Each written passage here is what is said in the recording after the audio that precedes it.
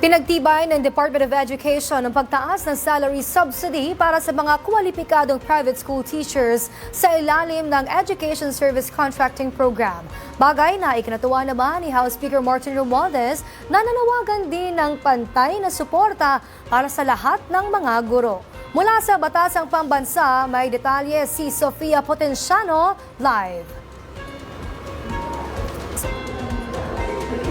Princess, mas mataas na subsidiya na ang matatanggap ng private school teacher simula sa darating na school year. Ayon kay House Speaker Martin Romualdez, malaki ang maitutulong nito hindi lang para mapataas pa ang kalidad ng edukasyon, kundi maiangat ang estado ng mga guro sa bansa.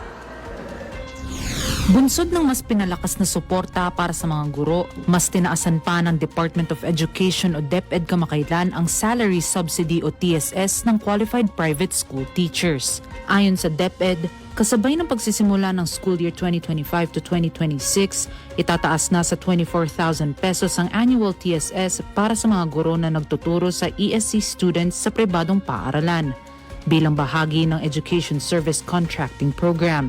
Mariin namang sinusuportahan ni House Speaker Martin Romualdez ang naging hakbang ng Department of Education. Refleksyon lang aniya ito ng hangarin ni Pangulong Ferdinand R. Marcos Jr. na mapaganda pa ang kalidad ng edukasyon sa bansa.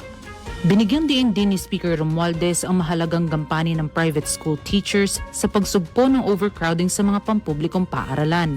Isang problemang matagal nang kinakaharap ng sektor ng edukasyon. Dagdag pa niya, ang pagtaas ng subsidy ay hindi lamang isang pagtugong pinansyal, kundi isang reformang siguradong magpapatibay sa inklusibo at pantay-pantay na education system. Samantala, iginiit ni Speaker Romualdez na panahon na para bawasan ang agwat ng sahod ng mga private school at public school teachers. Meron aniya silang gampaning mabigat, ang paghubog sa mga kabataan para sa hinaharap.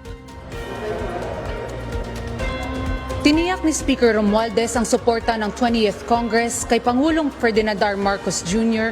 sa pamamagitan ng pagpasa ng mga panukalang magpapatibay sa sistema ng edukasyon sa bansa. At iyan lang muna ang latest dito sa Kamara.